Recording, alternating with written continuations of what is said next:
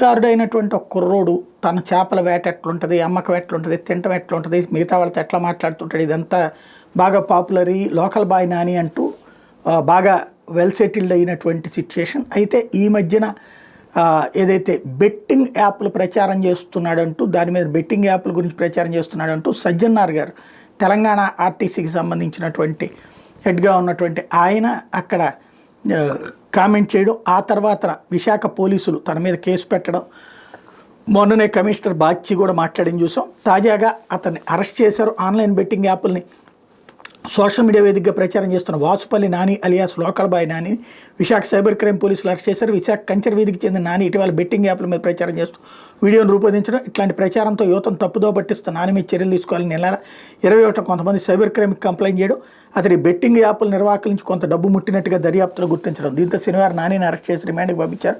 మరికొంతమంది యూట్యూబర్లు కూడా బెట్టింగ్ యాప్ల మీద ప్రచారం చేసినట్టు పోలీసులు గుర్తించారు. వాళ్ళ మీదుగా చర్యలు తీసుకోవడానికి సన్నాహాలు చేస్తున్నారు.